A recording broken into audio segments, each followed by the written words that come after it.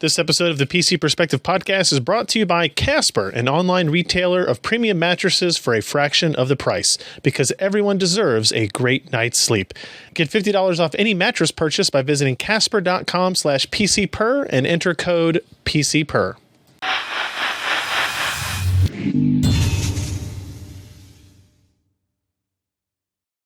Hey everybody, welcome to the PC Perspective Podcast. This is episode 383, being recorded on January 20th, 2016. I'm Ryan Shrout. I'm Jeremy Hellstrom. I'm Josh Frith. And I'm Alan Malentano, and Josh is already stuttering. Josh's reboot of Cable Modem apparently solved zero things. Yay. But also... Well, it's fucking night, and everybody in Laramie is streaming Netflix. So 7 people are streaming Netflix, and the internet can't handle it. Well, there's only the one cable. Right, that's true. Yeah. The access for Laramie is just an ISDN line. 128K or 256? 256. All right, so it's a dual line. Yeah. It's a dual line thing. Think about this, guys. We're almost through 1/12 of 2016. Yeah. It's annoying. It's kind of stupid when you put it that way, right? Like we are 2/3 of the way through 1/12 of 2016. Don't make it go by that fast. Yeah. We just got here, damn it. No. Now we're 20 days in. That's like almost 3 full weeks. Yeah. CES happened. Other things happened. I went to Oklahoma City. Oof. Hey, but you know what? I saw 2 people who recognized me from the podcast while I was in Oklahoma City. That's cool. Man, I gotta go to Oklahoma What City. kind of event was this where you saw people that saw? One of them picked us up. It was an Uber driver. An Uber driver that watches the podcast. I got in the front seat. His name was Joshua, and it was, of course, all the other guys that I was with made fun of me the rest of the night. But he's like, "You're Ryan Shrout." I was like, "Yeah." And so I was like, "This guy obviously knows me because I ordered an Uber, and so it's got my name and stuff on it, right?" He's like, "Yeah, sure." He's like, "I just finished listening to your podcast," and he, had all that stuff in there. That was pretty cool. And then going through TSA pre-check, a guy who was traveling through Oklahoma City because his parents lived there, saw me and said hi, and yeah, cool. So that was cool. That's more people in Oklahoma City than I expected to know, to be perfectly honest. Maybe that's the hotbed of PCPER podcast listening. You know what?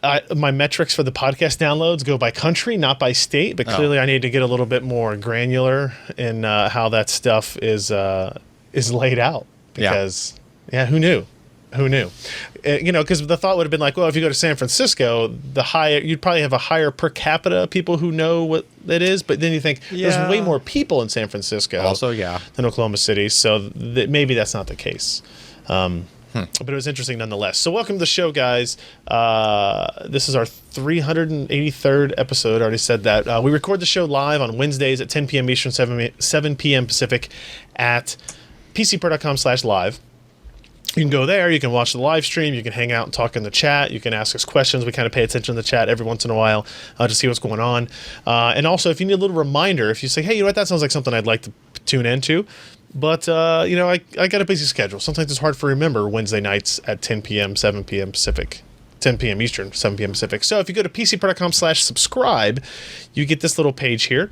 It asks for your name and your email address. It signs you up for a mailing list. We'll send you an email anywhere between 45 minutes to 2 hours before our standard podcast live streams. And if we're going to do something unique, like next Thursday, we're going to do a racing live stream where we're going to give away a couple of prizes, then we usually send that email like the day before as well, just so you get a little bit more heads up for a unique scheduled item. So PCPER.com/subscribe for that. And then I did want to give a quick update on our Patreon that is ongoing. If you missed last week's episode, you may not know that we are indeed running a Patreon at patreon.com/PCPER. It's patreon.com. And this is what that page looks like. So far, I think we've had pretty good momentum in the first week. We launched it last Wednesday. We've got 208 people who have contributed to the campaign, up to $1,400 per month. You can see there our next goal at $2,000 lets us bring on a kind of another person in a part-time-ish status, or bringing somebody from part-time-ish to more full-time-ish, in very non-specific mannerisms there.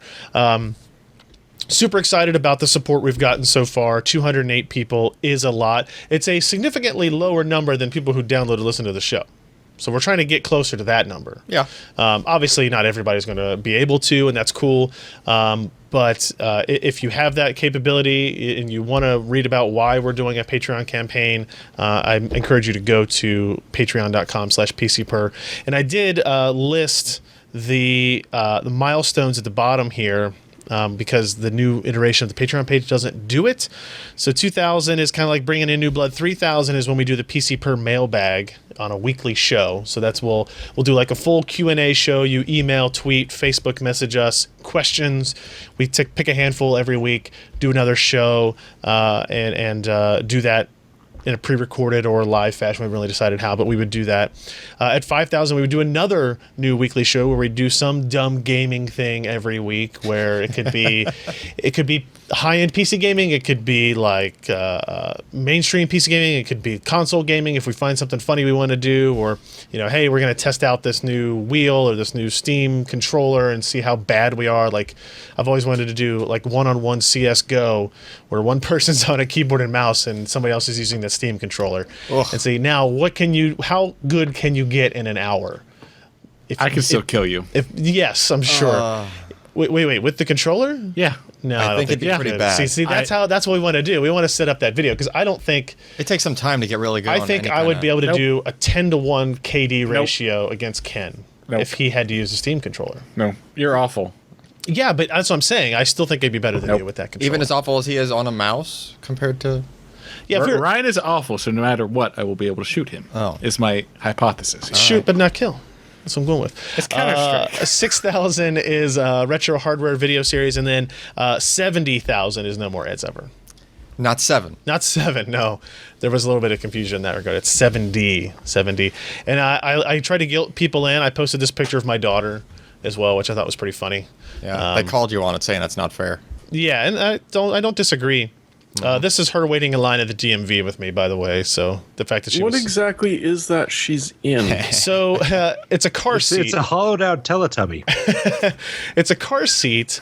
And then I understand it's a normal car seat, and then the pink thing is what do they call it? It's called a cozy cover, and it covers the front, the whole car seat. The whole car seat. Yeah. Right, and then it's got a zip. The zip part here makes it into a tent. Makes it into a tent. Yes, exactly. Yep. So that when it's really really cold outside, she's kind of covered. It's basically an alternative to like covering a car seat with a blanket. Yeah. Essentially, but this is just a little bit more. And actually, it's kind of a pain in the ass because it doesn't quite fit the car seat perfectly, and it's like too taut in some areas, like where it come up on one corner. But I didn't make the purchase decision, so. All right. There you go. So patreon.com/PCPER. Thank you guys for those of you who have supported already, and for anybody that considers it. We appreciate it. So now, on to the content at hand. Let's get into some reviews. First up, we're going to talk about the Acer Predator X34. This is a curved 34-inch IPS 3440 by 1440 G-Sync 100 hertz maximum refresh rate display. Ooh, 100 hertz. There's so many specs that go into these monitors now. I like that 100 number. It was interesting. I was having a conversation with Leo from Twit the other day, and we're working on our project together, and he's like, we want to bring some people in to talk about certain things. He's like, maybe monitors isn't really your forte. And I was like, look. What? Monitors have been my entire forte for like the last 6 months, where it's just like I know more about those than anything. Send him a picture of the recently. shelf. Yeah, no joke. Of all the monitors. So this is essentially this is the G-Sync version of the Acer XR341CK, which was a FreeSync 34-inch widescreen 3440 by 1440 monitor. But one of the specs was different, right? So here's what's odd about it. The default spec of this display is out of the box 60 hertz refresh rate. The FreeSync monitor was out of the box 75 hertz refresh rate. The difference is this monitor can be overclocked, with air quotes, to 100 hertz. And you do that in just the way we've seen it in the 165 overclockable Acer and ASUS monitors, where you go into the OSD, go into a menu setting and say, what's the new maximum refresh rate? And you go up to the maximum, and then you hit reset, and it shows up into Windows now as a new... Yeah, it like disconnects and reconnects. Yeah, and now when you go into Windows, it shows it as having a maximum of 100 hertz refresh rate. Yep. It's odd that... It has a different EDID. Yeah, we would assume that this is the same panel that was in both monitors. Oh, yeah. So it's odd that one ships out of the box 60, one ships out of the box 75. Yep. But the one that ships 60 can go up to 100. They probably should have just made the other ones default 75 because that's just like the maximum. Like it's the equivalent of the pixel rate of like Cinema 4K at 60. Right. Which is just like kind of like the max bandwidth. Yeah. Like, once you get past that 75 hertz at that resolution, then you're into new territory where you have to have like, don't you have to have like a different, like a subset of GPUs? Like you To have run to at go, 100? Yeah, you have to go newer, I think, by a little bit because the DisplayPort is I don't pushing. think so. I think it's just DP 1.2. So anything that would Really? support DP 1.2 should be able to do it. I thought there was some kind of like. I don't know. I haven't seen anything that talked about a Right. not like kind of expected difference Yeah, in it. I didn't know if it was like Maxwell limited or something. So those types of things aside, the monitors are pretty much identical. The design is a little bit different on the X34, the Predator X34. Besides having a much better name than the other monitor, Yeah. as Predator X34 versus XR341CK. Yeah. Which I think I take credit for that because when Acer first sent us the information, it was the XR341CK and the XR341CKG or something like that. Yeah. Right? And I was like, no, that's dumb. Everybody's going to get those confused. If you've never used a 21:9 aspect ratio monitor, it's 34 inches, you'll be impressed when you sit in front of it for the first time, especially if what you've used is like a 24-inch 1080p Yep. or something like that. If you had a 4K monitor or, two 2560 by 1440s, it probably won't have the same effect on you. But if you're coming from a single display, I think this is really going to kind of pop out at you. The same thing I said about the XR341 before it. This one has, in terms of display connectivity, it only has a single display port, a single HDMI 1.4a. The only DisplayPort supports G-Sync. You still have the strip of LED lights underneath that you can configure to multiple colors. You can do patterns. You can do the kit back and forth. Knight Rider. Knight Rider / Cylon effect if you want. Yep. It's got a 4-port USB 3.0 hub. It's got a VESA mount. It's got a decent OSD, although, man, do I hate the buttons on these monitors. Yeah. They are the worst. I really like that joystick on the Asus. On the Asus Yeah, ones. yeah. Acer, everybody just needs to copy that and be done with it. Overdrive testing on it was okay, but not great. If you look at the screenshot, the one on the left is off, middle, normal, right, extreme. So clearly off and extreme are the worst of those three options. Normal is the best of those three, but it's still not great. Yeah, they should have kind of turned it up a little bit. Yeah, I would. It's like it was a little bit weak on the overdrive. Yeah. Yeah, but obviously extreme too much because you get some of the negative ghosting there. And You there can see there the are black no lines other following in it. betweens. No, So correct. you just get those three. Unlike so. the Asus one where you had 0, 20, 40, 60, 80, 100. Yep. You had 5 settings. This one only has 3. So I'd still consider this good, but not.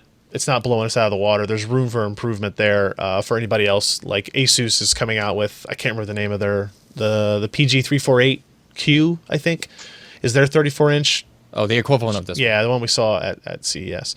Pre-calibration numbers are actually pretty good. It is basically extends outside of the bounds on green and yellow. Yeah, is that right? It's basically the. Yeah, but the gamma actually started out good. But after calibration, it's like really, really good. Yep. High quality screen there. And if you want to download the profile, we supply that for you in our review. You can apply that to your own if you buy one of these. Viewing angle's pretty good. It is an IPS screen, so no complications. There's a curve, so you get a little bit of a additional complication with it, but it's not really that big of a deal as a single user. Yeah. Like one thing, like it's hard to see in these images really, but there's kind of like an arc from the bottom left-hand corner up towards the top down to the bottom right-hand corner of It just graying out. behaves differently. Yeah, just Like, because of the curve, though. I think I don't think it's an inherent screen issue. when you're off axis, if you're looking at it dead on, Yeah. like it's perfect. It's just that it just behaves, not Right. as evenly as a flat monitor would, as you're looking at it off to the side.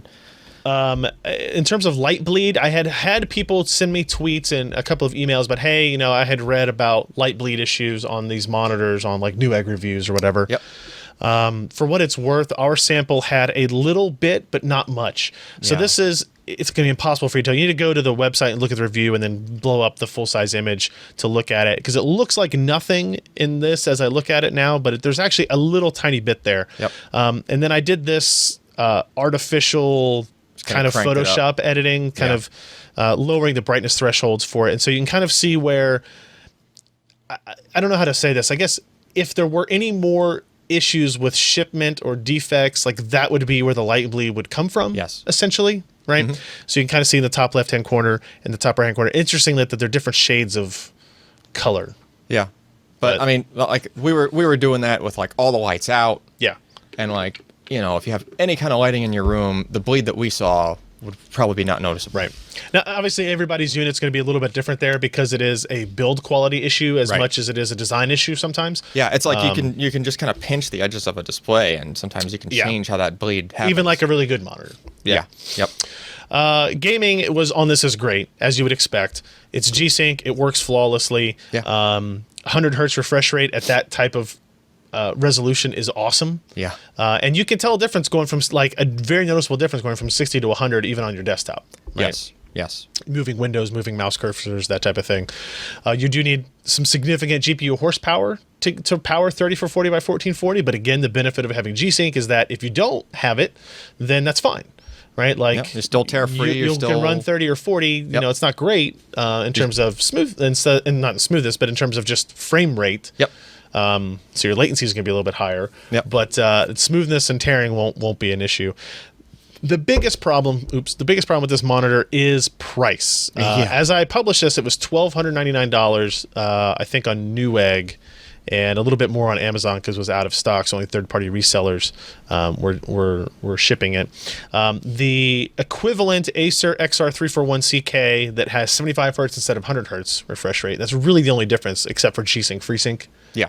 Performance or compatibility is $941. So that's $350 difference or so. Am I doing my math right here? No. $350 difference or so between the two monitors. That's a lot. But that's a lot. There is a difference of refresh rate. 75 to 100 hertz. Yeah. And that's really it. Other than one has G-Sync and one has FreeSync support. I think the 100 makes a big difference, though. This does not make a $300 difference. I don't. Yeah, I mean that's like completely 25, unacceptable. That's 25% or more. The panel might cost more, actually. We don't know that it's the same exact panel. We don't know that. And even if it is the same panel, you would assume, even if they're binning them, that it would be more expensive to get one guaranteed to work at 100, right? Than 75. So you've got still some extra because of G-Sync, and some extra because it's It's very difficult for me. Like here's my kind of conclusion with this. It is my favorite monitor I've ever used. Favorite single monitor. It's also one of the most expensive. And it's also not just that it's the most expensive. It's just it seems unnecessarily expensive. Right. If the XR341CK didn't exist, right, and we didn't have a 75 hertz competitor that had a variable refresh, you kind of go, well, that's what you got to pay. Yep. To get that feature set. But since it does exist, you kind of go, well, that sucks. Yeah. But here's the problem: is I don't think people are going to be, oh, well, it's $350 more, so I'm going to get the other one and then move to an AMD GPU, because then you're adding $300 to your cost to buy a new graphics card or whatever it happens to be. But that doesn't make the price difference all right. No, but I'm saying it's not going to make anybody go to the other monitor. They may not choose this monitor at all. Yeah, but it might make someone go to an AMD GPU next round because FreeSync monitors are 25% less expensive at the high end. And even if you have an NVIDIA GeForce GPU today, you can buy the FreeSync monitor and run it at 75 hertz fixed refresh. Yeah. Right? Not a variable refresh mode. And then when the Polaris GPUs come out, you'll have FreeSync support. Right? Yeah. If that's when you want to upgrade. If you don't want to upgrade today and spend the additional money. Because obviously the 75 versus 100 hertz difference is noticeable, but it's not. I agree with Ken. I don't think it's $350 noticeable. Yeah. But if somebody said you can have one monitor today and you don't have to pay for it, this would be it. And for me, there's the other issue that the overdrive is not just sucks. As good as I would hope it to be at 100 hertz. Right. As well. I'm very eager to get a hold of the ASUS monitor, the competitor to this. Yeah, and see how that does. And see what they do on price. I don't imagine they're going to come in significantly less. Yeah. But if they have better features, if they have better overdrive, if maybe their screen can go to like 110, 120 or something stupid like that. It's just like you're not. It wouldn't be so bad if you. Like you have to consider like the price is like almost double, like just 25 by 14. A good 25 by 14, 25 by 14 G-Sync monitor is going to be $700. Yeah, like least, you're getting close. now. You're getting close to double, right? And it's like, yeah, I agree. You know, and that's at 144 hertz or even 165 hertz. Yeah. So was there any mention of how curved it was? It is a 6 degree. I think it's not a lot. It's slight, which is I think preferable. Yeah, I kind of have preferable. I have something that kind of bugs me with any of those that are curved, even the slightly curved ones, is that if you're looking at them a little bit off, that the backlight cuts away faster. Like it cuts away from the grid, like the actual pixels. Yeah. Are closer to the surface. Like there's more distance between them and the backlight, just diffuser. Right. So as you move your head off of out from one edge, it almost looks like the screen is like losing a couple of rows. You know what I mean? Like like for me, it shows up as like the icons in the corners look. They look like they're three-dimensional, like they're off of the desktop. Yeah, it's like they're falling off of the screen. In all actuality, like it's just that the backlight is not lighting them up anymore because the backlight ends and it's like got some distance behind it, behind where the Yeah, I don't. That doesn't bother me. And the effect and the coolness of having it as a curve is a plus for me, but I could see either way going on that. So that's our review, the Acer Predator X34. Check that out. It's on PCPER.com. Obviously, we have a video on our YouTube channel as well. One thing before we go on to the next review, I will mention on the Patreon thing, I totally forgot to mention this, is the first milestone we crossed, or the second milestone we crossed, was the $1,000 mark, which would be we would finally do what people have asked us to do for a long time, which is to have a video RSS feed. So starting with this week's podcast, we will have a downloadable video version of the podcast. So last week's we did a test run was what, Ken? 1.5 gigs. Yep. So it's not a small file. That's 720p 2 megabit, I think is what we did. Somewhere around there. Yeah. So it's a very large file, but we're going to host it. We're going to have the RSS. It's on iTunes already as you listen to this, even if you're on the live stream. You can go subscribe to it if you want. Or, if you just want to keep using the YouTube video, that's fine too. It doesn't cost us any money to use YouTube, obviously. But we'll have those RSS links in the podcast as we go forward, just to show that, we're paying attention. We're doing the things we're saying we're going to do. So get us up to those ones where we can do the PCPER mailbag. That's where we really want to go. Okay. Next story here. We'll run through the next couple really quick. Lee posted a review of the Be Quiet Silent Base 800 mid-tower case. I think we talked about a Be Quiet power supply last week. Again, I don't know if I agree with company names that have punctuation in them like this. Yeah. Be Quiet? Be Quiet would be another one you could go with. Case design, you're either going to like it or you're not going to like it. It kind of has somebody I think in the comments equated it to looking similar to the original Cooler Master Cosmos to some degree, I guess, but not really in terms of sizing. You get 2 doors in the front, one at the top that swings open, one at the bottom that flips open. You can see kind of where your dimensions are. It's not a small case by any means. And then Lee also had the Silent Base 600, so you can get an idea here of what the height differences are, the size differences are. Very like he's got on some blocks of wood there, so you can compare there. Yeah, and the feet, I guess the feet really what remind me of the original Cosmos on this. Jeremy, anything stand out about this case to you as you looked through this review, other than its kind of emphasis on being quiet? Well, it is that, and I mean, to be honest, the big come away from this was its little brother, the 600, is kind of a better case overall. Okay. On the other hand, as you scroll down, he was mounting radiators on the top. And it's really nice because one benefit you've got of that sort of interesting little addition on the top is you can still use the top of the case. If you spill something on it, it's not going to immediately hit your radiator and just make bad things happen to the system. Oh, I see. So, for that sort of thing, top mounted fans make a hell of a lot of sense. if they've got proper protection. In this case, it does, even if it does make it look like it's got some odd little wings. And just the separation, because, I mean, with the 600 is sort of a nicer design overall. It's more aesthetically pleasing. This one, with the add-ins on the bottom and the top, they actually do play a little bit more with the airflow. So you get really, really decent performance at, as you'd expect from the name, a very quiet performance level. But yeah, and I think that a lot of people just sort of said, you know what, overall, the smaller one, the 600, which Lee threw a gold award to back in November, is a little bit better, but hey, this guy still comes off with a silver. It's only a little bit more, and you can choose the windowed or non-windowed. The windowed is 150, the non-windowed is about... Is that Lee's picture right there with the massive heatsink? No. Is that okay, that's their own. Yeah, because that's got a Be Quiet cooler on there too. What yeah, GPUs yeah. The one Sebastian and I saw at CES. Palette. Oh, is that what it is? Really old. Yeah. Yeah. So what is this? Silent 8. So as low as 139 without a window, 149 with a window. So that's not bad. The 600 is a bit cheaper. Is going to be a little bit nicer.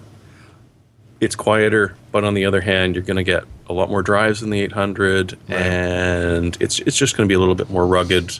And hey, you've got wings. Red Bull does that, I heard. So that's the Be Quiet Silent Base 800 review. Check that out. And then Maury also posted a review today of the ASUS X99M workstation motherboard, which is a micro ATX X99 motherboard. And as you look at this photo, you can say that is a crowded PCB for sure. Wow. It's got Have fun installing that graphics card or memory. Yeah. I mean, it'll fit. It fits. Oh yeah, and you got to take one out to get to the others. There's even an M.2 crammed in between those first two. Yes, that's one of Maury's dislikes on it. I mean, he liked it. So the problem is, obviously, we're trying to get as many features into a board like this as we can. But look how big the socket is. You've got to have quad memory channels, quad memory support. It's got 3 full-size PCI Express by 16 slots. But yeah, like I could see actually on that if you have, a video card with kind of a thicker back plate, then it may have an issue. But ASUS does a pretty close. Maury shows you. Oh, does he? Okay, ASUS does a pretty good job of quality control and that kind of stuff. I mean, as long as it clears it, that's all that matters. I guess if it fits, it sits. If it fits, it sits correctly. Yes. So let's go through a couple of these features here. You've got USB 3.1 ports on there, 2 Intel Gigabit Ethernet connections. There's your M.2 slot here. You can notice the connections up at the top of the photo. Supports 3 Wi-Fi connections. Yep. Support for 22 up to 2280.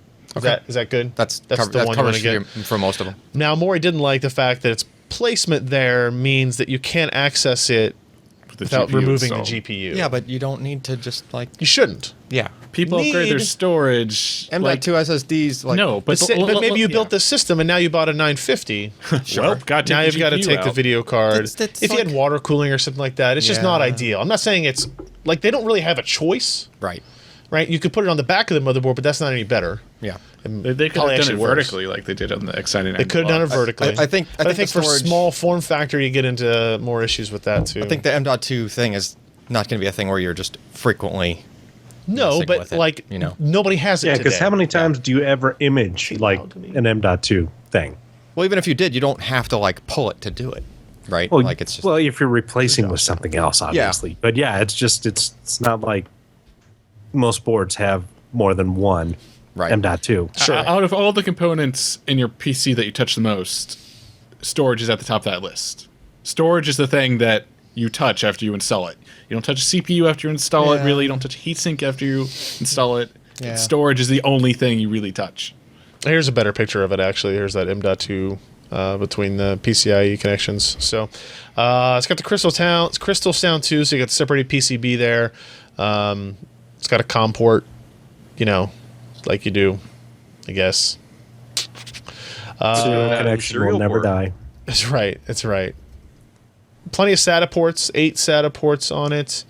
You can see kind of your proximity to things. You can see they even had to move the arc around the DIMM slot to get the heat pipe for the coolers there. And there's your CMOS battery. That's pretty good CMOS battery placement, right? I guess. Next to the DIMMs? I don't know. Easier to get to than I'm the sure he'll M.2 tell slot. me at the conclusion of Should this, put it right next to the M.2 slot. of this video or of this article. Should Yeah. put it under the M.2 slot. Yeah. Got the room of the There's a GPU chip and the already SSD. there. Sorry. So Oh. here's the giant ass cooler photos as are expected on Mori reviews, and then there you go. We had to have him use a smaller cooler because that cooler is making contact with that PCB. Is it not? Oof. It's got to be. It's all fine. It's fine Sparks here. are just Everything's light show. The GPU is leaning away from the cooler. It's yeah. the only reason Well, it it's also not. could be the weight of the GPU doing it since it's not in I a guess. thing. But yeah, If it was installed in a case, then the GPU would be upright and would be hitting that cooler. I would think. Just don't put the screws in it. Be that bending. Yeah. Yeah. Just what you do is you take fins. You just take all the fins and you just rake them. Yeah, you Just push the run your fins hand down, right? them Because and- that's whatever. Who yeah, cares? it just folds them all down. You can see it's I guess 3 connections there. Means is that a 3x3? Yeah. yeah. 802.11 AC. Yep. Yeah, that's pretty nice. Can't believe you skipped over the serial port. I didn't, did I? There's a serial I talked port? about the serial. Just Yeah. above it. Boom, serial They give port. you the nice. There's I really like how they give you the actual breakout. And I like how that ribbon You cable art. looks like the ribbon cables from when I first started building computers in like Oh, '97. come on. be They the- pulled it out of a warehouse It somewhere. would Yeah. be the only ribbon cable in It was your whole actually PC. cheaper to put them in a box and ship them than continue paying for warehouse storage. It's true. I think. We is got what it 3 came million down of these. to. Just put a header on the motherboard and just ship the thing. So we've got that. It's got the same UEFI, all the overclocking capability that you have expected or seen, fan controls, all that is Is there there. some feature on this board where it would benefit from the serial port, like something in the BIOS or some overclocking thing or something? Like, is there? I don't know. I think man. it's the WS and the. the workstation. Oh, is it a workstation board? classification. Oh, Yeah. that's why. I didn't realize it was a WS Yeah. board. So it's going to Yeah. have probably some server features in its BIOS where you can actually get like a console during boot. I don't know about that. Maybe. May very well have it. Do you know how many digitizers that are extremely expensive and still are in use that use serial ports? Well, yeah, Like some of those really big CAD CAM ones, sure. There's a Yep. lot of stuff that uses size of a serial ping pong ports. table. Yeah. Yeah. Well, I mean, USB is technically just a serial port. Yeah. That's not what we're talking about. Just saying. Like, Yes. Maury Doing it goes through some differently. overclocking testing. He says the overclocking wasn't as easy as he has seen on some other ASUS boards. That was kind of interesting. Pricing wise, it's expensive, but not as much as I thought. $275 on Newegg. it's not bad for a server board. Yeah, A workstation / Yeah. server board. That's yeah. a lot of motherboard for. it is a lot of motherboard. In you're getting it in a kind of a compressed space. It will support SLI and Crossfire with its 2 ports there. Weaknesses, including the placement of the M.2 port and exposed VRM circuitry in close proximity to CPU socket on the board underside. So don't break shit, I guess is what he's saying. Did we lose our Jeremy? No, we didn't Nope. technically lose them. He's there. Wow. He is comprised of. He's, I can count the pixels Yeah. on Jeremy's face. Oh, it's in Josh's arms. Oh, is it us? Josh is in witness protection. Oh my goodness. Is it That's us? pretty I bad. don't know. It might be Microsoft. It might be us. It might be Microsoft as well. Yeah, the Skypes.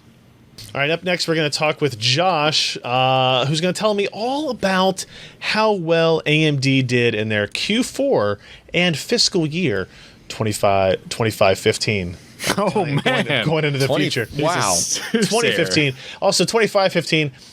This is not a company I would put as a 500-year future towards Listen, necessarily. I'm glad we all figured out that, artificial intelligence brain transfer thing. So we're still reviewing computer Right. hardware. Right. So, Josh, what happened with AMD this year, as it turns out? That's a really good question. Are you still receiving me? Because Yeah. I was Yes. chunking you guys down for No. a change. Whoa, Oh, easy. whoa, hey. We're good. We're good. All right. Well, let me clear my pipes and let's get into it. So anyway, AMD announced yesterday their quarterly and fiscal year. Wait, that's redundant. Yep. Doesn't matter. Yeah, they made something. Let me get these numbers down straight. Their Q4 was a little bit better than they expected. It wasn't great, though. They made $958 million, which is down from something like $1.06 billion the quarter before. So that's, another $48 million that they did not get. However, their losses were not as terrible as last quarter's. Remember, last quarter they took a write-down due to a lot of processors and APUs in storage that were not getting sold. So that was like $65 million write-off. But this quarter, they had a $103 million loss versus $197 million for the quarter before. So their financial sheet is slightly better, even though they had poor revenue. Now, there are multiple reasons for the poor revenue. Their graphics actually went up a little bit, but still down from last year. Their CPUs, APUs are still not doing great. They're doing okay, just not great. Where they probably saw the biggest loss, well, not loss, but decrease, was with their custom silicon. Now, as you know, AMD provides PS4 and Xbox One with all their all the SoCs in there. Right. And these guys, Sony and Microsoft, they buy these SoCs a quarter in advance when they're looking forward to Q4. So a couple of quarters ago, AMD had some pretty good results because these SoC guys were making a lot. Well, Q1 and Q2 is typically down. So, of course, Sony and Microsoft did not order as many to, keep supply up there. So it took a hit, as you can see, about $48 million worth from the quarter before. Notebooks are a little bit stronger for them, so I think that Carrizo is finally getting a little bit more traction. In terms of graphics, again, they're down from last quarter a little bit, and they're down significantly from last year. And I think part of that is that they really, other than the Fury products, they don't have any new products out there. Now, NVIDIA's, they've got some of the newer stuff, the 950 and the 960. They're out there and doing well, but AMD has a lot of their older, not Tahiti, but Pitcairn and the original 285, which went to the R9 380. Right. Those are all fairly old cards, and it wasn't until recently that the ADX was introduced that they even had anything new and interesting in the mid-range. So graphics were not great as compared to, what they could be. They did start shipping their ARM-based processor, the Opteron 1110, I can't remember. I have no idea. Yeah, but it's like 857 cores, and those are shipping, but again, they did not ship soon enough to have any real impact on their Q4 results. Now, looking forward, I have a huge amount going on in between now and, say, like June. Supposedly. We will see an AM... What? Supposedly we will. Maybe. I don't know. I don't have enough information. All I know is what I know. And so that's AM4 should be coming late spring. We will be seeing by the second half, or they say mid-year, the Polaris GPUs, which are based on the Samsung GlobalFoundries 14 nanometer. Those will come in probably both mobile and desktop sizes and speeds. Right. But anything APU, I think there's going to be an updated, what they call a 7th generation APU, at least roadmaps, that should show up this spring with AM4. We don't know exactly what those are. We think that they're kind of an enhanced Carrizo using excavator cores, but certainly these will still be probably, and I'm pretty certain of it, 28 nanometer parts and not any 14 or 16 nanometers that we're kind of hoping to expect. I believe that Zen is going to be a late 2016, and that will be the first CPU based on 14 or 16 nanometer. I'm betting 14 just because of all their agreements with GlobalFoundries. And plus, it seems that Samsung's 14 nanometer LPP, or low power performance, has been in production a lot longer than what TSMC is offering at their 16 nanometer node, and we can assume all the different people working on that the Samsung's process is going to be a little bit farther ahead, and hopefully yields and complexity and fun things like that will be in AMD's favor as compared to some of the competitors who may go with TSMC. So, what else? Go ahead. Give it to me straight, Josh. If I had $10 million, would I invest in AMD? Okay, sure. That's a good question. Oh, was that your question? No, but they can be. Oh, okay. Go Gosh, ahead. it's hard to say just because I think that they do have a decent future. Raja, I think, is doing a good job. We heard, some whisperings that Raja is not a nice man when things don't go right, and people tend to get in line when not nice men start paying attention to you. Jim Keller, I think, is very solid in what he does, and even though he's no longer with the company, I think the architecture he probably developed, and again, more rumors from AMD is that they let the Zen guys kind of and do what they did. Kind of went crazy with their design and research and where things are going, and we can hope that this will prove to be. I don't expect it to be an Athlon 64 of 2003 where performance and power is so much better than what Intel has. I do expect them to at least be competitive, far more so than what an 8050 or an 8370 is as compared to a top-end Haswell or the very latest. What is the latest again? Broadwell and Skylake. So, yeah, I mean, it's going to be similar in terms of TDP and hopefully IPC.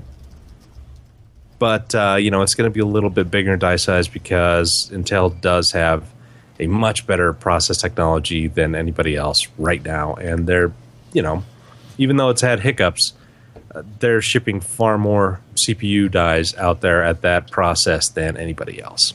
So what was your question?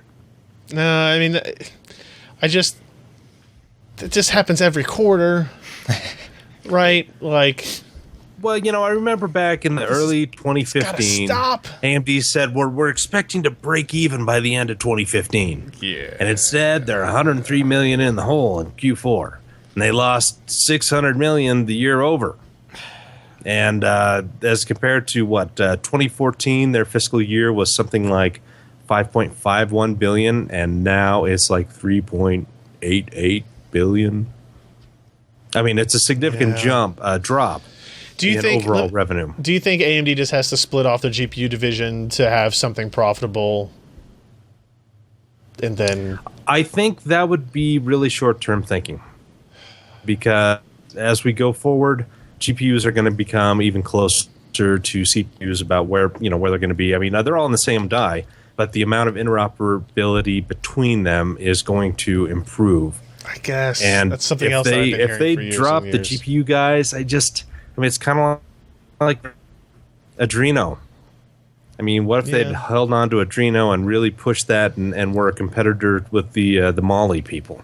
Or I just almost think you need to have the GPU group needs to have some more autonomy. I mean, the Radeon Technologies group kind of does that in order to be successful. They need to be able to accelerate in a fashion that the APU and CPU division just can't keep up with. Yeah, and I think that they're doing that. I mean, that's why they kind of broke it off. That's why Raj is in charge. And I think that they're going to give him kind of a lot more leeway to develop more advanced technologies. And, maybe the CPU graphics is going to take a step backwards. Maybe not take a step backwards, but it won't be as advanced as the standalone stuff, which, makes the brand. Yeah. All right. So if you want to read more on Josh's opinion on where AMD stands after Q4, check out that editorial that was just posted up there right before we recorded, actually. AMD Releases. It's a very to the point title. AMD Releases Q4 2015 and fiscal year 2015 results. Ta-da. Let's take a quick break here. Thank today's podcast sponsor, everybody. We are brought to you this week by our friends at Casper. This says here that I'm supposed to say we welcome a new advertiser, Casper, but that's not true. There's not They've been with us for a while. There's not a new Yeah, we've been in advertiser. bed with them for a while. And didn't somebody in our IRC actually bought a Casper? Yeah, I think so. At least one. And they were ecstatic about it. That's actually excellent news. I didn't know that he was out there talking about it. I think we need to have that for next month's ad spot. We need to get some like third party, conclusive, like I bought it. Here's what I thought. Casper, if you don't know, is an online retailer of premium mattresses at a fraction of the cost. They revolutionized the mattress industry by cutting the cost and dealing with cutting the cost of dealing with resellers and showrooms and passing the savings on to the consumers. So Caspers are obsessively engineered, very fair price. They're made out of two technologies, latex and memory foam. They come together for better nights and brighter days. Josh, you might know like this for different reasons. They don't squeak. There's no spring. So there's no squeakiness to the mattress. Do you really think I get any action? I'm just talking about getting out of bed so you don't wake your wife up and make her mad at you. You look at this face? It has just the right amount of sink and bounce. Now, I actually have one of these mattresses. We replaced our mattress with it, and I will admit to being hesitant at first because it's like a memory foam thing. I didn't, it hurt. You heard some good, you heard some bad about it for people that have used memory foam mattresses. This has been excellent. We got it just in time when we're getting a new baby. Sleep is very important, and it has worked out fantastically. I love it. And here's the best part is you can buy it online, try it out completely risk-free. You can sleep on it for 100 days. And hopefully nights. But what if I sleep during the night? Well, you can sleep on it 100 nights. Okay. Maybe it's 99 nights. You can't return it if you sleep on it at night. If I You've got to buy the day bed or the night bed. Yes. Right, one or the other. Yeah. Only one or the other. So you get 100 days to try it out, and if you don't like it, you can return it. They'll come take it away. Yep. When it ships to you, it ships in a box and wrapped in this like plastic bag. You cut open the bag and it poof expands into this mattress. Takes a little bit longer. It doesn't go poof and expand. Yeah, but I did have a video of it. I wonder we should bring that up when we do this in the future. But it's kind of a neat process to like carry your mattress upstairs. It's in a 100 relatively pounds. small box. Yeah, it's relatively small. We had a king mattress. It weighed about 110 pounds, something like that. So it was a 2-person job. I actually just flipped it and what do you call that when you lift the tire flip? Yeah. It was basically that all the way up the flip. stairs to the... You do CrossFit? Yeah, I do CrossFit all the time, but I only do it with mattresses. So actually, if you own one of those and you had to move later, Yeah. as long as you can get enough kind of heft behind it, you can actually fold it over a couple times, and with a large enough bag, you can kind of actually stick it back in a bag and put a vacuum cleaner on it and kind of But make sure you do it right, because if you try to jump on it and it doesn't, it'll just spring you back up against the wall, right? I It guess. sounds like a safety hazard to me. Yeah. So 100-day period. Casper mattresses are made in the USA, and you can get one of these without lying on a bed in a showroom and having a creepy old guy stare at you with a clipboard or something like that. I wonder if they'll can you get Yeah, small you can pay extra samples for that, Al. from them or I something. don't think so. Just to know what it's like. You know what I No, mean? because people would just do it as a trick, and now you got a pillow. No, we get Ooh, smaller duh. than a. Well, I guess. What if I have a really small head? You could do that. So you can get a Casper mattress for $500 for a twin or $950 for a king. Comparing that to industry average, that is an outstanding price point. And you can save an additional $50 as one of our audience members by going to casper.com/PCPER and using promo code PCPER. That's casper.com/PCPER. Support of PC Perspective. Now, on to the news of the week. Not a whole lot here. We'll run through this. EVGA adding motherboards. No. EVGA adding support for base clock overclocking on non-K CPUs to their Z170 motherboards. I don't think they were the first ones to do this.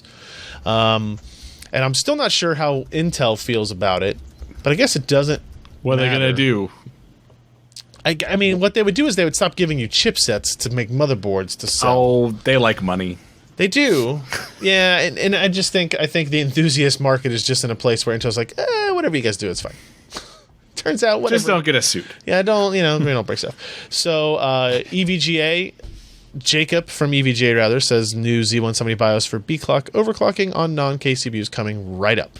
and apparently that came She right was up. not lying. It was like right there after we posted this. Right there. So now you can take a processor like a Core i3-6100, overclock it to 4.7 gigahertz thanks to these updated BIOSes, and that's pretty awesome deal for a processor. How much is that CPU?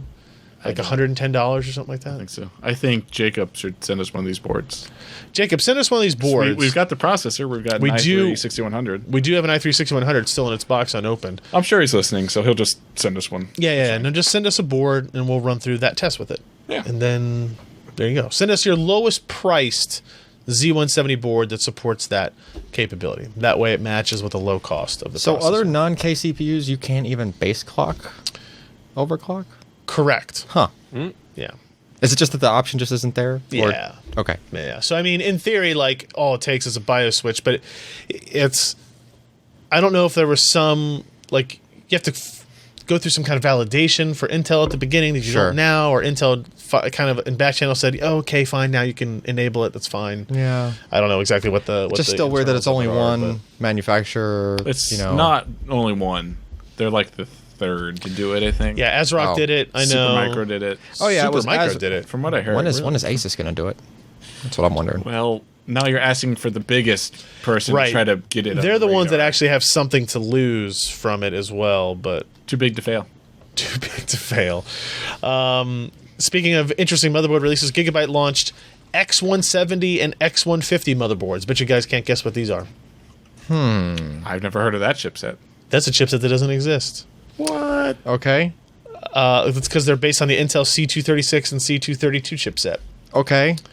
Who still speaking- Who did we talk about last week that did this? Gigabyte, I think. But They've like rolled Isn't it out more MSI? SKUs. maybe it was MSI. think. I think everybody has one of these now, but MSI, or Gigabyte rather, at CES showed off an entire line 5 or 7, I six think. motherboards. I think 2 C236 and 4 C232. These Okay. are Xeon chipsets that are. Remember we talked about before how you can buy a Xeon processor that doesn't have integrated graphics and it's Sure. like $40 less. Yeah. And a lot of people that are building PCs on a budget are going that route to save a little money. But you invest in kind of your need graphics like card. a workstation board. You or, have to have. You can't use a Z170 chipset. Right. Until it's motherboard. locking them out. Yeah, Right. so you have to have a C236, 232 chipset. Okay. So people have been buying very bare bones motherboards based on those chipsets. Yep. So Gigabyte said, okay, what if we make a motherboard or a set of motherboards based on those chipsets that still have all the features that you're looking for, or a significant amount of those features that you're looking So for? a gaming motherboard that can handle a Xeon Correct. And they do base clock overclocking. on a Xeon. Oh, do they really? Yes. Nice. Very interesting. So Can these boards go all the way up to like the crazy 10-core Xeons? No. No. That's a different socket. yeah, this is still okay. LGA 1151, so it's Okay. the Xeon E3 1200 V5 series of So how high processors. can you go with that? Like a 6700K-ish. The equivalent? Yeah. Quad Yeah. core, hyper-threaded? So I think the clock speed's a little bit lower. Yeah. But you get a quad core hyper threaded Okay. part that's a little bit lower clock speed, but you're saving $40. You can overclock it through this methodology. Probably get You can similar. get close to it. Yeah. But the real interesting part is I forget the exact model number, but for the price of the 67 or the 6600K, the i5 part, you can get a 4-thread hyper Four-core hyper-threaded. hyper-threaded part with lower clocks, but it's cheaper than the i5 part. So you're Okay. getting all of the threads out of the processor, a little lower clock speed, Right. but you could probably bump that up a couple hundred megahertz with the Right. clock overclocking. And then you lose the integrated graphics that nobody's super concerned about in this market. Sure. Yeah, so like some of these motherboards, like the I'm not sure I agree with the naming scheme because I just keep mispronouncing it already. But the X170 Extreme ECC and the X150 Pro ECC Better than the other brands.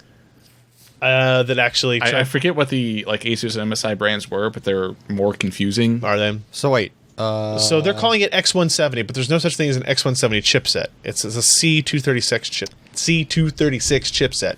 Now, refresh my memory. Does ECC memory compatibility mean you have to use ECC memory in this case? No, it means you can. Okay. And only some of the boards in this line support ECC because the tracing's Right. different and everything. Yeah. Right. But it doesn't. I don't think it means it requires it. Right. Not that on would- these boards, I don't think they require it. No. Okay. But PCIe Gen 3x4 NVMe M.2. USB 3.1 support on the higher end boards. And if you look at these boards down here at the bottom, like the X150 Plus, you can see you're getting a very small form factors, very minimal feature sets, bare bones designs. They went with this kind of desert digital camo. It's all right. It's fine. And if you watch this video from CES, we actually, oops, don't do that. Wow, where'd you go? What have you done? I don't know. Do you need some help? I need an adult. You totally rewired those tubes, there we man. go. But yeah, you can see the boards that we did a little run through here. Subtle. It's an interesting design, and like they still have killer Ethernet on them. They still have a lot of features that you're looking USB for. 3.1. USB 3.1, yeah, and then you can see they got the power buttons and the LED. The I like that they've moved away from boards the designs. guns so that you don't get. yeah, that's not really TSA doesn't Oh, like the it. GI killer. Yeah. Yeah. So check that out if you're interested in that. This is still a project I want to do. Like, I want to get one of these boards. I want to get one of those processors and just go through it. Like, make sure there's no hiccups that occur. And just see how it compares and then, to. like, okay, I save $40. What do I get out of it? Yeah. Now you invest that money. Because the idea is the X170 board is going to cost the same as the Z170 board with the equivalent feature set. Okay. So you're not saving money or You are costing any money saving on the money. motherboard. Oh, yeah. Right, on the motherboard. Like, so the motherboard would essentially be the same price.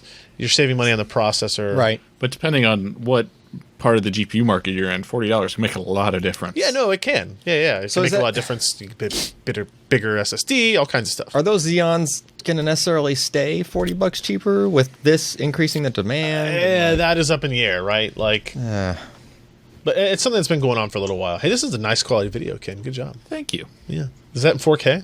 Yeah. Nice. Of course. All right. Let's talk about a Fractal case. Fractal Define Design. Nano. Fractal Design Define. introduces Define Nano S. Jeremy, you know anything about this? It looks like Isn't it pretty? I thought it was going to have wheels, but it doesn't have wheels. No, that's just a fancy reflection. Yeah.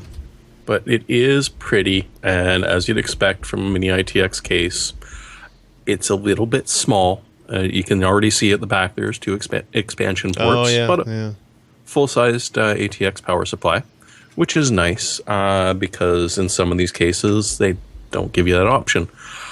It's the Fractal. We've seen the Define Nano in a couple of other designs. The Nano S is sort of a newer version of it, which, as you'll notice in this one, you might like because the filters are easy to get at. I like that. There is even a bottom one that pops out. You don't have to lift the entire case up to get at it. Does it come out the back or the side? I believe it comes out the back. Damn it. You can sort of see on the reflection. Yeah, it's not perfect, but That's at least since the very first case I've ever used that had a fan filter on like the back PSU, Yep. it came out the back of the case. Yep. Meaning that I had to move the case away from the wall far enough to get, and with like, I think it was like the Corsair 700D or something like that. So it's a very long case. So the filter was long. You had to move the case far away, or Tilt it up. or rotate it. Tilt and it then you down got like, towards you. I'm already at the length of Well, cables. yeah, when you anyway. take the case away from the wall like that, you lose. I don't know. The joke was lost because you cut out. You lose what? You lose what? packets. I said when you take the case away from the wall, you lose base. Oh. Yeah. Yeah. Well, Yeah, the It's, joke didn't do as well the second time, but sorry. yeah, it's all right. Yeah, if you got to repeat it, it doesn't work. It does the same sort of thing that they did before with some of the other ones where there's the modu vent at the top where you can take out the fans and the venting at the top if you want it to be quieter. Oh. If you don't, you can get a little bit more performance out of it. The entire thing is sound dampened, so it's not going to make very much noise. And apart from that, it's more of an iterative upgrade than anything else. We've seen similar designs from these guys before. I like the look. Yeah. And that's kind of, in my opinion, a good thing. I like just a plain, easy-looking case like this. It's got a window on the side if you want to show off your components. If you don't, stick it in a little corner. And it's going to be, if you're building like a Mini-ITX, you got plenty of room in there to do it on. Yeah. That's cool. What's it going to cost? Monies. Okay. No, it's going to be like $65, which is also really nice for the price point. Yeah. Yeah, I like that. Available Sometime. Marchish. Marchish. All right, cool. Yep. They do a lot of good work there. Very Yeah, European. these guys like- really have the yeah. small form factor down. Yep. Here's an interesting report. Apparently, NVIDIA is going to make more mobile GPUs based on Maxwell. No. You got me excited there for a minute. Yeah, I know. There's a report that Sebastian wrote up that NVIDIA is preparing GeForce GTX 980MX and 970MX mobile GPUs. Essentially, the 980MX would sit between the GTX 980M and the GTX 980 full size, whatever, like we had talked about before. So if you look at this table that Sebastian put in there, you can see that we're looking at, slightly lower core count, or slightly higher core count than the 980M. But you also increase texture units. Clock speeds remain pretty much unchanged. There's not much difference with the 980M and the 980MX. You're going up, what is that, 10% in CUDA core count or so.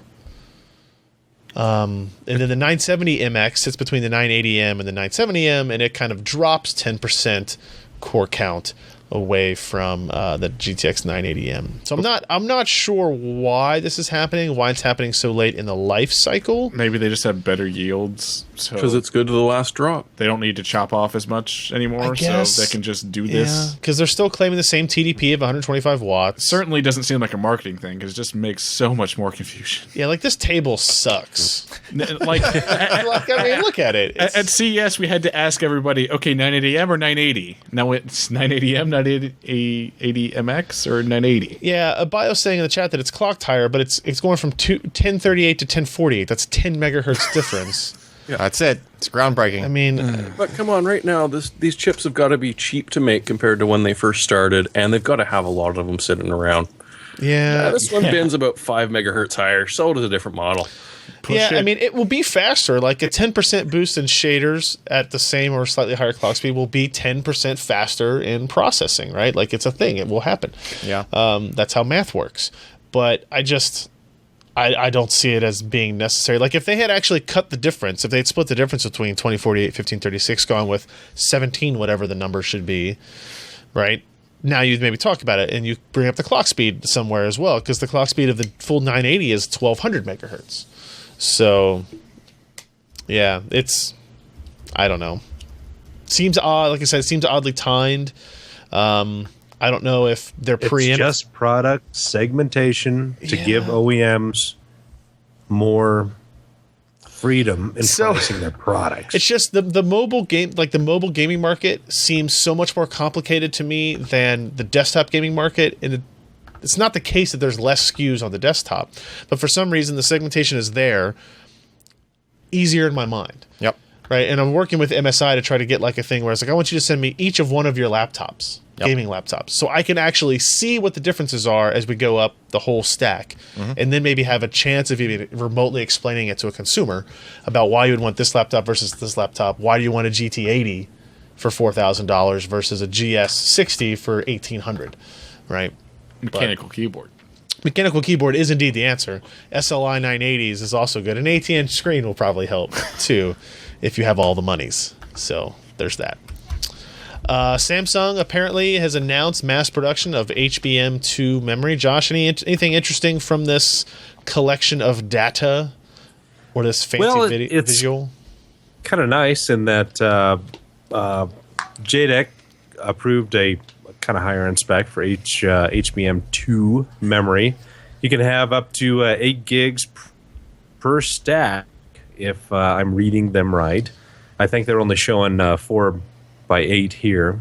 But, I see. I think that's 8 high that they can do.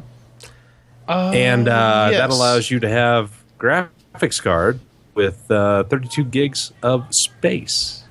That's pretty nice, right? So, like, obviously 32 gigs of memory is a Tesla workstation style product. Yep. Yeah. Thing, Fire Pro. I don't think we need 32 gigs on the desktop yet. But it would be nice to be able to get more than 4 with HBM, which is where Fury X and Fury are left. Yep. Right? Yeah. So getting that to 8, getting that to 16 gigs in the next generation or two, I think is pretty important. I think it'll be a while before we need 32. Well, I mean, Safe like, for a little while. yes. Otherwise, your memory stack's going to be glaring at the GPU going, come on, boy, come on, feed me, feed me. Yeah. Yeah. But you do want to future-proof it. kind of, if you're going to make a next version of the spec. So yes, exactly. I mean, and like I said, for GPU compute stuff, high end modeling, you know, like 32 gigs is not out of the realm. Like we've seen 16 gig cards already, I think, from NVIDIA. Yep. We see 8 gig mobile GPUs off. Yeah, we see 8 gigs on mobile GPUs, which I wish we could get a real answer on why that keeps happening, but I think because GDDR2 memory is really cheap. They use, but they're using GDDR5. Oh, yeah. But I know. But I if I had to guess on that answer, it would be that the memory bandwidth is slower.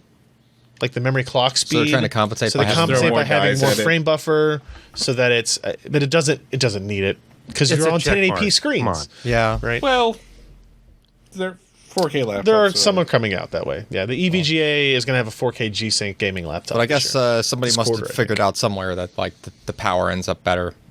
I guess they wouldn't do it just to piss money away, I would hope not.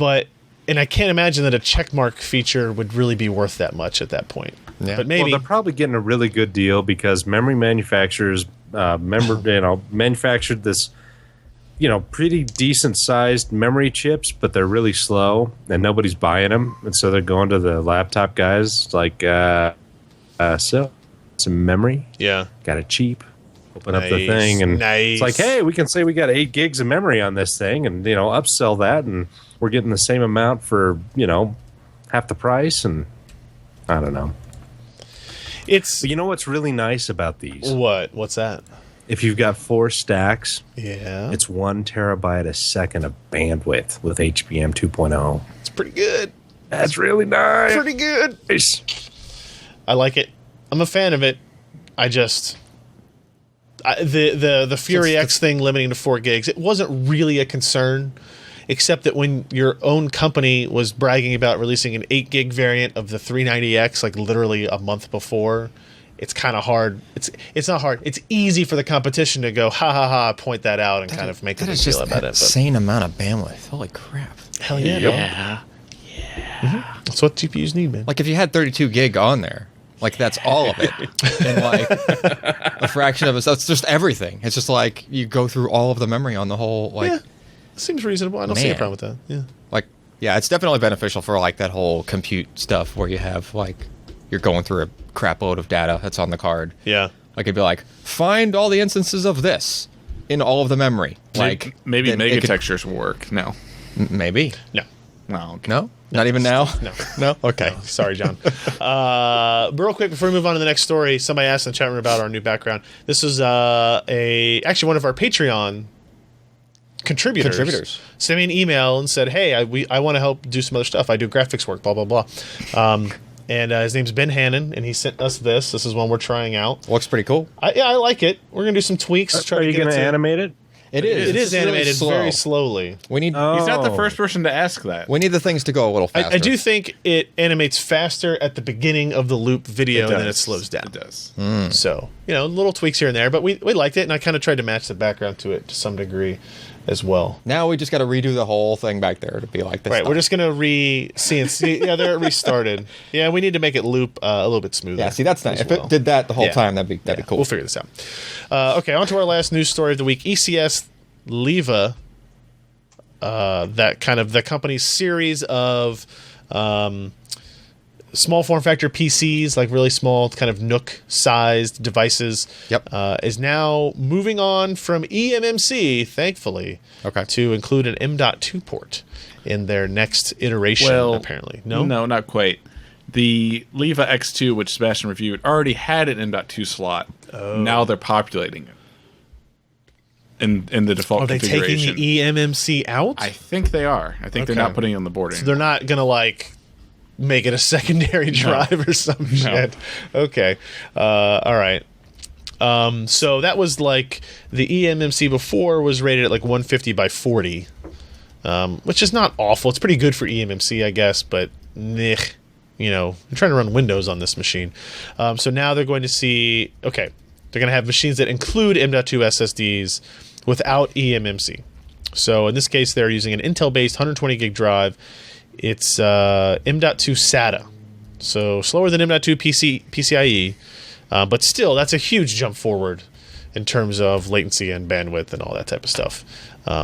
So, and it still allows them to maintain a fanless design in at least one of their models. So, glad to be going with eMMC. Pretty crappy. It needs to go away. It's so cheap. It is very cheap, and it's very small package-wise, right? I mean, there's No controller. there's other faster things that are also small package-wise that just work more like SATA, just on a single package where the controller's built in and stuff like that. Right. Just anything other than eMMC. My goodness. Yeah, our rundown has a typo. Sorry about that. We'll figure it out. I was very typo laden. Ken will tonight. fix it in Wasn't post. making it. Not a chance. Not a chance. So we're going to get into our hardware software picks of the week. Where'd mine go? Oh, here it is. Yeah. Let me move this out of the way here. So I think this is something we may have done before, where I think I picked this. What is this called? It's called the Pro Tech Toolkit. Let's see if I can get the typo way out of it. Pro Tech Toolkit. No, see, that's the old version. Yeah, I think there's like a newer version link on that page. I thought from on the iFixIt toolkit. exclusives. Go to the top. Nope. Here it is. Back. All new Wow. Pro Tech Toolkit. The all new Pro Tech Toolkit. So this is the Pro Tech Toolkit, $65. It's actually a pretty good deal for all the stuff you get in here. You're getting comes in a nice Velcro package, if you will. Opens up nicely. The my favorite change now is that the kind of screwdrivers and bits is magnetically attached to the case, so it's very easy to take apart. And then the lid is also magnetic, so it's sticking to the table underneath the metal there. But you can get access to all these bits here. We're up to, how many bits does this new one have now? I know it was more than what we had before. 128 or 256? No. No, not those kinds of bits. 64. Oh, but it is a multiple. It's 64 bit. It's a 64-bit driver kit. Wait, what? It supports the latest version of Windows. Yeah. This actually feels better. Like the other one was kind of all plasticky. This one's kind of this one's not kind of. It's aluminum, and it's got a really nice rotating. The other one was aluminum too, but it had like O-rings and stuff. Whereas that one's actually knurled. Like for yeah, it is. Like it feels like it. Yeah, it feels more metal for your pleasure. Yeah, if you know what I mean. They did include the. Hold on, let me look real quick. It's the security T. What is it? I think it's T6 security TR6. Okay, why is that one important? We needed it one time and we didn't have it. The previous kits kit did not. The previous kits dropped the security, which is the little hole in the center of the Torx. Yeah. They dropped that at like the T7. So the T6 It was a very solid one. annoying when we needed it. And it was like, and I actually had to like order a T6 security bit. Oh, that's right. What? Yeah. No, we just like ghetto-rigged Well, it. I ghettoed it but I ordered one after that, like so that I got that SSD open at the time. But, so like, it was originally called security because it just There's it's a harder little- to find the bit, yeah, right? But now that it's everywhere. it's everywhere, like Same for Penelope. Yeah, but the percentage of people who have guess. that, It's that not a bit standard is still very Philips. small. so not only do you get that part of the kit, you also get the other sections. You've got your plastic spudgers, your suction cup to remove iPhone cases, anti-static wrist strap, which I've never used one in my entire life. Just saying. You've got your guitar picks / things, and then all like the little tools in it. This that I like that looks like I'm gonna. Like this is looks like a little knife I'm gonna stab Allyn with, but it's actually just another very small spudger putty type. knife. Yeah, It's a more durable spudger. this would actually hurt more if I were to stab. that would Allyn really with hurt. it. This plastic pointy thing is what they actually call it in the thing. But all of the tweezers and stuff are higher quality than they were before. I like this kit significantly more than the last one. It's $64.99. This is called a Jimmy. And it's like This is a Jimmy. It's As like opposed to a Allen's shiv. car. now I need It's not sharp at all. now I need to buy another one.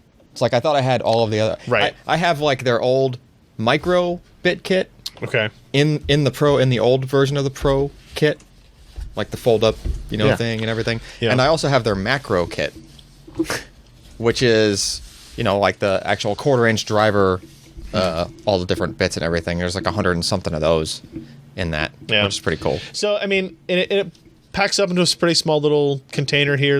We took this to CES with us in case we needed to take apart anything We or used it whatever. for something. We did use it for something. What did we end up using this for? I don't remember. We busted I it out for kicked you in something. the Jimmy. Yeah. And then I had to use the jimmy to unwedge it. You needed the spudger to get it out. Josh was trying to jimmy Yeah, we did. It was something in the, It's like in a the tripod or studio, something. yeah, to like Studio. in the studio room. That's what we called it when Josh was in there. So that's it. You can find it at iFixIt.com. All right. I'm glad I brought the rubber sheets to CES this year. Yeah, it's always a plus. Yeah. Jeremy, you are up next. So who knew that Humble actually had a store Okay. all year long? I didn't. I did not either. And so I found out about it because they're having a winter sale. What? It's not like a pretend winter sale. It's like 75% off, 50% off. The lousy deals are about 40% off. And then I looked at their little scroller thing, and I'm like, wait a second, you're selling XCOM 2 for $60, not 80 and change, like Steam? Wait, $80? Oh, on Steam it's almost $80. Canadian or real dollars? But you can get Steam keys It's from 60 real dollars. And these are Steam keys. wow. Homeworld of Deserts of Karak is an even 50 as opposed to almost 60.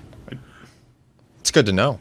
So there's, and plus it's still got part of the Humble thing where a good chunk of the money you're giving them does actually go to so there you go, 10% of your purchase goes to Games Aid.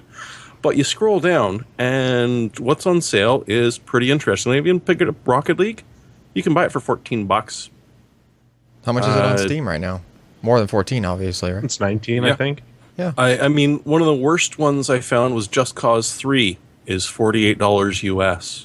Don't buy this Deadpool game. Again, seriously cheap. Yeah, $20 a little bit too much. No, it's a crappy game. I've been told many times. Fallout 2 for $2.49. Yeah. That would be funny to play again, actually. Hacknet, I've heard really good things about. $7.50. Good for them, and yeah, I mean, it's even if it's the same price as the Steam sale. Everything I saw that I just did some quick looks for, But you get- was cheaper than Steam. Is it the same? You get a Steam key, so. Right, get but Steam keys. is it the same? It's every game is like you get to determine how much goes to the developer versus the. In this case, The charity? no, because it's at the top there, 10% goes to 10%, Games Aid. Okay. So all with a right. bundle where you get to sort of choose, in this case, it seems more of a, this is who's helping us sponsor it. Right, But I right. mean, take a look. If you're looking for some older Total War games, Skyrim. you can spend $20 and get almost all of them. A bunch of Paradox Interactive stuff. That Ark Survival Evolved that a lot of people are talking about right now is less than $20. They want all your money too. How about a game called Human Resource Machine? You guys like that, right? They're my favorite department. Hacknet looks really cool. Yeah, Hacknet's supposed to be really neat. Yeah, I've apparently heard a it lot is. of people talk really good stuff about that. All right, cool. So that's the Humble Store. Gotcha. Who's up next? Me? I guess so. Wait a minute. Did you guys pick So the same it's- thing? To one of these, but hey, it's a mouse pad, and it's the anodized aluminum from MSI. There's an interesting pattern to it, so it can fit around keyboard. You can rotate it Oh, around, yeah, and then yeah. you can choose one side or the other, and it's not terrible expensive. The thing's going to last you forever. Well, We've got a one long over time here somewhere. Yeah, we were giving them at CES. Yeah, it's actually I like it a lot. Like I agree. Like the kind of shape and form factor of it is surprisingly And they've interesting. got the rubber grommets on the corners that you can just flip it upside down and it still works. The metal side. What would you use that for? It didn't feel to me to be a very good mousing surface for at least the mouse I I've had used with metal. me. Yeah. It depends. Okay. It's it doesn't glide as much as some of the plastic surfaces, Right. But it does have a little bit better tactile feel, and it's going to last forever. Right. Yeah, I actually do like it a lot. It's just big enough that I don't want to put it in my backpack with me when I go out of town necessarily every time, but if I'm going to be somewhere for several days and know I'm going to have to do like actual work, or if you're gaming. It made my life a whole lot easier editing video in Las Vegas. It did, because the table we were working on in Vegas was glass. Yeah. Yeah. That doesn't work very well most of the time. So there's that. All right. Allyn. All right, go to the second link for that I one. can't play audio. It's not audio. Okay. There's no audio there. It's just Which is this? What is this one? So I was looking for these headphones for a long time, and you know me, I don't want to buy stuff unless it's like at least on sale or something, Sure. right? And That's not the case at all, but we'll continue on. the high-end Shure earbuds, they just don't go on sale. Like anywhere you look for them, they're $1,000, which was too rich for my blood. Right? So I was yes, looking right. around, and they happen to be sold out right now, as I just noticed on this page. But I would keep an eye there if you're looking for the highest. Well, they're not the highest end anymore since they just launched like crazy expensive ones at CES, which I sure as heck wouldn't buy. But What about my $15,000 ones? No. Shure SE846. Those are quad driver earbuds that actually have a sub built in to an earbud. Yeah. And I kid you not, it sounds like a very large equivalent speaker. Like if you were in a room listening to. I bass really coming from like those how they things. still give you the airplane adapter. I was going to make a comment if that's why they were do. $750. It's in the box. They basically just put everything in the box. But so that's 25% off of something that you don't normally find on sale anywhere. What is this website? It's just a high-end audio, like a really small distributor. Worthy Audio? Yeah. They have other, like, I think these are, like, one of the lower-end things on that site, actually. They have, like, really, really high-end stuff. But just happen to have those. And so if they get any more in, and if you're looking for them, keep an eye on that page. You know, because you just can't find them for sale anywhere else. Are you going to drop these in the water? No. Okay. I'm not going to leave them out on the street after Overnight? they fall out of the moving truck when I move to Florence, Kentucky, to come work here. That's what you say now. Yeah, I like that they're clear. that they are clear. But so are the cheap ones. They make other ones that are like. Are they less expensive to be no, clear? they're all the same. They're all the same price. Oh, I see. They make them in different colors if you want to look. You less, can't buy them on different colors from this place. Not from this place. No, Okay. they only carry like the most common one, which is the clear one. They come with a cloth? Yep, For your earwax? For what? for cleaning the thing. The clear part? The clear part. So everybody can see the drivers inside? Yeah, I guess. I mean, What? you know, I don't know. Oh, man. Are those diamond cables? No, but they're like, you know, high copper content, whatever, vacuum sealed, whatever, Low low oxygen, whatever you want to call it. crystallized. And is this thing that I'm looking at here, that looks like an earplug. It doesn't what are you actually looking at? look like an adapter. The clear thing right above the yellow dot, the yellow adapter. That's actually the anal plug. Oh, those are Legit. If No, you that want to is- experience the bass, Oh my God. for real. that is that's like would give you better sound isolation from outside because that's basically like the sound isolating earplug style thing, but sound goes through the center of it. Yeah. Oh my god. They're kind of cool. It comes with like special tools to like actually take the earbud assembly apart because there's actually like a filter built Yeah. into it. You can change out like the actual sound filter. That's the last thing I'd want to do with my $1,000 headphones. Take them apart. Yeah. Yeah, Well, it it's sounds not like a like the horrible- whole thing comes apart. It's just like the outer, you know. No. Does make them much easier to like clean out if you're worried about that kind of thing because the whole assembly that is where anything would go completely comes off of the thing. Let me see why Worthy Audio is different. Let's see. No snake oil. No snake. Yeah, Knowledgeable, connected, responsive. What if that's my personal lubricant of choice?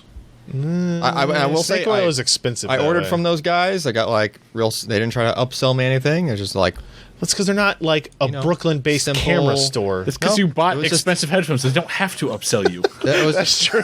But they did it for it's not like the camera place that gives you like the too good to be true deal, and then they call you to try to upsell you on like you need a tripod and this and that. Wait, and they're the going to other offer Chinese audio products here. What? thing. That's not allowed. That's what it says.